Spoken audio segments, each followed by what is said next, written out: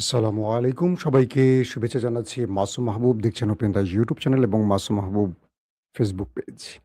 পৃথিবীর যেই প্রান্ত থেকে যারা দেখছেন সবার জন্য ভালোবাসা, শুভেচ্ছা।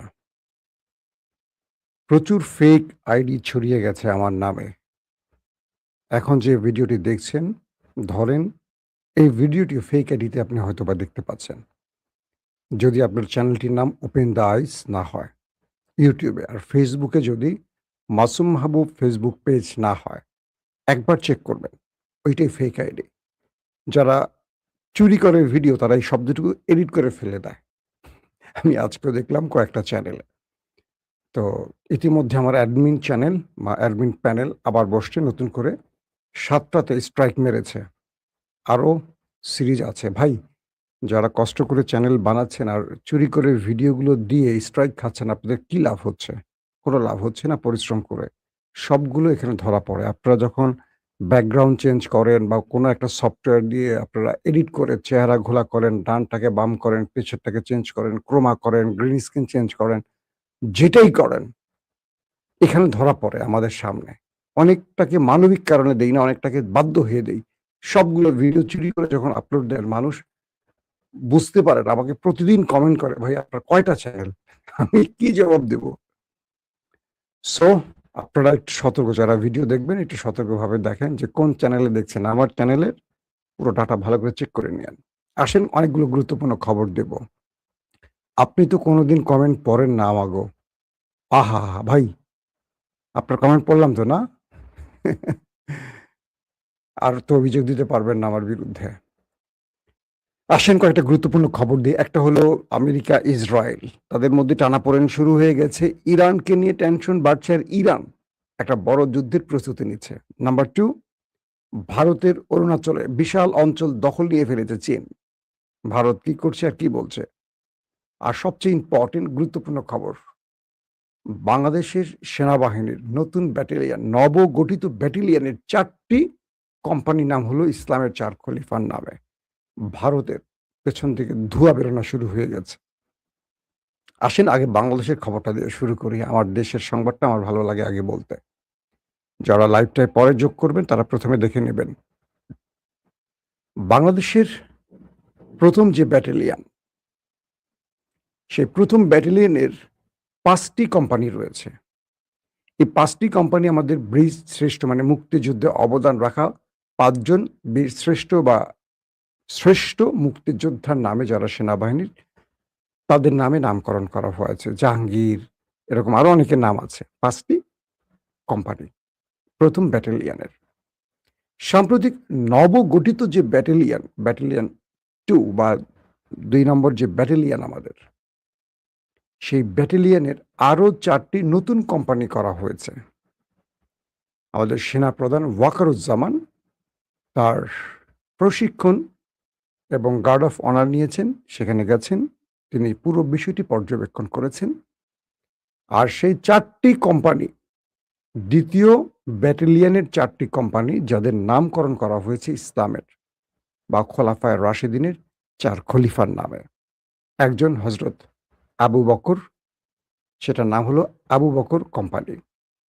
২য় হযরত ওমর রাদিয়াল্লাহু তাআলা আনহু, সেই কোম্পানির নাম করা হয়েছে ওমর কোম্পানি। ৩য় হলেন হযরত ওসমান রাদিয়াল্লাহু তাআলা আনহু, তার নামে ওসমান কোম্পানি। এবং খোলাফায়ে রাশিদিনের শেষ যিনি খলিফা হযরত আলী রাদিয়াল্লাহু তাআলা আনহু, তার নামে আলী কোম্পানি। এই ১ম গত ৫৪ বছরে স্বাধীন বাংলাদেশের সেনাবাহিনীর মধ্যে এত বড় একটি উদ্যোগ বা নামকরণে এত বড় একটি পরিবর্তনে বাংলাদেশের মানুষ ব্যাপক খুশি হয়েছে।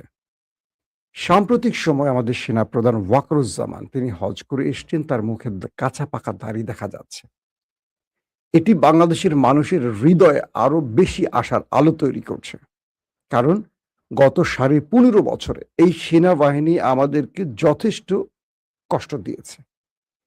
একটি ফ্যাসিস্ট স্বৈরাচার, গুম, খুন, হত্যাকারী সরকারকে সব রকম সাপোর্ট দিয়েছিল যে সেনাবাহিনী, সেই সেনাবাহিনীর মধ্যে এখন আমরা আশার আলো দেখছি সেনাপ্রধান ওয়াকারুজ্জামানের নেতৃত্বে। তার অনেক সিদ্ধান্তে বিতর্ক থাকতেই পারে, সেটা আমার আজকের আলোচনার বিষয় নয়। কিন্তু যখন নতুন একটি ব্যাটালিয়ন বাংলাদেশে আসলো সেনাবাহিনীতে এবং সেখানে 4টি নতুন কোম্পানি ইসলামের 4 জন খলিফার নামে করা হলো, এটিকে সেনাবাহিনীর মধ্যেও একটা বড় রকম পরিবর্তন মনে করা হচ্ছে, বা ইসলামের প্রতি আকর্ষণ থেকে সেনাবাহিনী বা সেনাপ্রধান বা এটা যারা সিদ্ধান্ত নিয়েছেন তাদের প্রতি মানুষের এবং সেনাবাহিনীর একটা অসাধারণ ভালোবাসা তৈরি হয়েছে।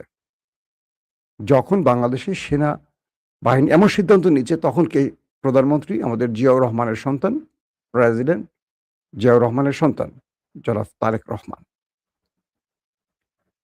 ভারতের কয়েকটি গণমাধ্যম এটাকে নিয়ে বেশ ভালো প্রতিবেদন প্রকাশ করেছে যে বাংলাদেশের সেনাবাহিনী ধর্মান্ধ, বা কি বলবো এটাকে, মানে ধর্মান্ধ শব্দটা তারা ব্যবহার করছে এবং বলছে যে একটা ধর্মীয় লেবাজের মধ্যে বা ধর্মীয় কট্টরপন্থার মধ্যে বাংলাদেশ সেনাবাহিনীকে আনার চেষ্টা করা হচ্ছে শেখ হাসিনা বিদায়ের পর। ঠিক এই শব্দগুলো তারা ব্যবহার করেছে। শেখ হাসিনা থাকতে কি হয়েছিল বাংলাদেশে? আমাদের সেনাবাহিনীকে বিভিন্ন ঠিকাদার প্রতিষ্ঠানের রূপ দিয়েছে, ফার্নিচার ব্যবসায়ী বানিয়েছে, রাস্তাঘাট তৈরিতে ব্যবহার করা হয়েছে, কিন্তু আমাদের সেনাবাহিনীর যে মূল কাজ সেই কাজটি সেনাবাহিনীকে দিয়ে করা হয়নি। এমন একজন ব্যক্তি আজিজ, যিনি সেনা প্রধান, তার ভাই বাংলাদেশের টপ টেরর সন্ত্রাসী। একজন সেনা প্রধান যিনি অস্ত্র ব্যবসা করছেন গোপনে। ওই যে সেই অস্ত্র ব্যবসার পার্টনার ছিল কে?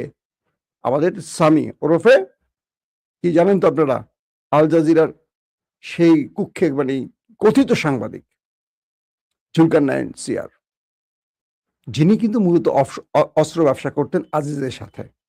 তার লেনদেনগত ত্রুটি বা সমস্যা থেকে তিনি ওই পদ থেকে বেরিয়ে এসে একটু এখন সাধু সাধার চেষ্টা করছেন। মূলত সেও সেনাবাহিনী থেকে চাকরি হারিয়েছিলেন অসৎ পথ অবলম্বনের জন্য। কিভাবে তিনি সাংবাদিক হলেন আর আমার জানা নাই। তাকে সাংবাদিক হিসাবে আপনার কি আল জাজিরা দ্বিতীয় আর কোনো খবরে দেখেছেন? দেখেন নাই, কিন্তু নামটা আল জাজিরার সাংবাদিক। তো বিষয়টা হলো, সেই সেনাবাহিনী এখন আমাদের ইসলামের 4 জন খলিফার নামে ব্যাটালিয়ন হচ্ছে এবং সেখানে এই যে ব্যাটালিয়নগুলো করা হলো, এতে করে পৃথিবীকে কি মেসেজ দিল সেনাবাহিনী? পাশাপাশি সেনা প্রধান যে চ্যালেঞ্জটি নিয়েছেন, দক্ষিণ এশিয়াতে এমন একটি সময় ইসলামের 4 জন খলিফার নামে ব্যাটালিয়ন প্রতিষ্ঠা করে বা কোম্পানি প্রতিষ্ঠা করে, এটি বাংলাদেশের সেনাবাহিনী তার প্রতিবেশী বা তার মিত্র বা তার শত্রু বা তার থ্রেট অর্গানাইজেশনগুলোকে একটা মেসেজ দিচ্ছে যে বাংলাদেশ সেনাবাহিনী তার ভুল পথ থেকে সঠিক পথে চলে আসছে, বা ভুল পথকে এড়িয়ে এখন সঠিক পথে যাত্রা করতে চাইছে। এটার জন্য ওয়াকারুজ্জামান একটা সেলুট পাওয়ার যোগ্য, এবং বাংলাদেশ সেনাবাহিনী যারা এটা সিদ্ধান্তের সাথে নেপথ্যে আছেন সবাইকে একটা সেলুট আমরা দিতেই পারি। এটাই বাংলাদেশ। ভারতে তারা জয় শ্রীরাম দিয়ে সব করতে পারবে, তারা পুজো দিয়ে সব করতে পারবে, তারা গেরুয়া পোশাক দিয়ে সব করতে পারবে, কিন্তু বাংলাদেশে যখনই ইসলাম শব্দটা বা ধর্মের সাথে কোনো মিল খুঁজে পাওয়া যাবে, তখনই এটা নিয়ে আলোচনা করবে ভারত। যে বাংলাদেশে সবচেয়ে স্বাধীনভাবে আছে পৃথিবীতে, সবচেয়ে স্বাধীনভাবে সংখ্যালঘুরা যে দেশটায় বাস করে তার নাম বাংলাদেশ। কিন্তু ভারতের চিত্রগুলো কি? কিন্তু ভারত দেখেন বাংলাদেশ নিয়ে কত রকম মিথ্যা খবর করছে, রাম মন্দির বানিয়ে বিশাল তেওয়াজ তৈরির চেষ্টা করছে, ভেতর থেকে বিজিবি সমর্থিত হাসিনার প্রেতাত্মাগুলোকে জাগিয়ে তুলে নতুন করে বাংলাদেশে তারেক রহমান সরকারকে বিপদে ফেলতে চাইছে, বাংলাদেশকে অরাজকতার দিকে নিতে চাইছে। এগুলো সব পরিকল্পিত ঘটনা রয়ের এবং ইন্ডিয়ার এবং আমাদের প্রিয় হাসিনা আপার দলের। অবশেষে সেই ভারত এখন বাংলাদেশের এই 4টি কোম্পানি নিয়ে নানান রকম প্রতিবেদন প্রকাশ করছে। আমরা বিশ্বাস করি সরকার এইসব তথ্যে বা এরকম কোনো বিষয় কান দেবে না, কারণ ভারত কি বলছে সেটা আমাদের দেখার বিষয় না। আমরা ভারতকে এই বিষয়ে পাত্তা দিয়ে চলতে চাই না। আমাদের দেশের জনগণ কি চায়? আমাদের বাংলাদেশ 90% মুসলমানের দেশ, সেই দেশের মানুষ যেটা চায় সেটা। যেমন সাম্প্রতিক সময় টেকনাফ এবং কয়েকটি জায়গায় কালেমার পতাকা নিয়ে অনেকের চুলকানি বেড়ে গেছে। ভাই, কালেমার পতাকা থাকতেই পারে, একটা মুসলিম দেশ। পুরো সৌদি আরবই তো কালেমার পতাকা। সৌদি আরব নিয়ে আমেরিকার মাথা ব্যথা আছে? নেই। কিন্তু বাংলাদেশ নিয়ে আছে কেন? ওই যে প্রতিবেশী একটি দেশ, তারা এটাকে জঙ্গি বানাতে চায়। বাংলাদেশে কোনো জঙ্গি নাই। হাসিনার আমলে এগুলা তৈরি করার জঙ্গি। এগুলো আওয়ামী লীগেরই লোক। এই আওয়ামী লীগ দীর্ঘদিন ক্ষমতায় থাকার জন্য কিছু ভাড়া করা হুজুরদের নিয়ে তার নিজের দলের এই কি বলে তার দলের আওয়ামী লীগের এই বাহাউদ্দিন নাসিম টাসিম আরো কারা কারা ছিলেন না, তাদের দুলাভাই টুলাভাইদেরকে দিয়ে, আব্দুর রহমান টরমান এদেরকে দিয়ে হাসিনা এইসব জঙ্গি বানাইতো পৃথিবীকে দেখানোর জন্য যে আমাকে ক্ষমতা রাখে, জঙ্গি দমনে আমাকে লাগবে। বাংলাদেশে কোনো জঙ্গি নেই। বাংলাদেশের আলেমরা কখনো জঙ্গি ছিল না, হবে না। বাংলাদেশ জঙ্গি রাষ্ট্র হতে পারে না, পারে না। এটা নিয়ে দ্বিতীয় কোনো কথা নেই। যারা বলছেন তারা হলো হাসিনার প্রেতাত্মা। যেসব সাংবাদিকরা, কলামিস্টরা, ফিফথ কলাম, এই জঙ্গি রাষ্ট্র, কালেমার পতাকা নিয়ে চুলকানি, এরা সব আওয়ামী লীগের লোক। এরা সব ভারতের কাছ থেকে মাসোহারা পাওয়া লোক। অতএব এখানে আর দ্বিতীয় কোনো বক্তব্য থাকতে পারে না। আসেন ২ নম্বর আন্তর্জাতিক খবরের আসে। আমাদের প্রতিবেশী দেশ ভারত তার অরুণাচলের বিশাল অঞ্চল দখলে নিয়ে গেছে চীন। এটা ভারতের টাইমস অফ ইন্ডিয়া থেকে শুরু করে বড় বড় গণমাধ্যম প্রকাশ করেছে। সেই অরুণাচলের যে অঞ্চলগুলো দখল করেছে সেখানে থাকে ভারতের একটি আদিবাসী গ্রুপ, না আদিবাসী গ্রুপ। তাদের যে এটা প্রধান ব্যক্তি তিনি বলছেন পিএলএ, পিপলস লিবারেশন আর্মি, চীনের, তারা সেই অরুণাচলের ভেতরে ঢুকে পড়েছে। বিশাল অঞ্চল, ভারতীয় অঞ্চল তারা দখলে নিয়েছে। তো সেই না অধিবাসীদের যিনি প্রধান তিনি গণমাধ্যমে স্টেটমেন্ট দিয়েছেন, যেখানে আমরা পশুচারণ করতাম, আমরা ফসল চাষ করতাম, সেই অঞ্চলগুলো ধীরে ধীরে প্রায় বিস্তীর্ণ অঞ্চল এখন চীনের দখলে চলে গেছে। চীন সেখানে এসে আমাদেরকে মারধর করে বন্দুক ঠেকিয়ে তাড়িয়ে দিয়ে সেই অঞ্চল দখল করে এখন চীনের সেনাবাহিনী সেখানে অবস্থান করছে। এই বিষয়ে নরেন্দ্র মোদী সরকার একদম নড়ে চড়ে উঠেছে, তার মসনদ কেঁপে উঠেছে। তিনি বলছেন না এমন কোনো ঘটনা ঘটে নাই, এইরকম কোনো ঘটনা ঘটে না। অর্থাৎ নরেন্দ্র মোদী তার সরকার টিকিয়ে রাখার জন্য এটাকে অস্বীকার করছেন।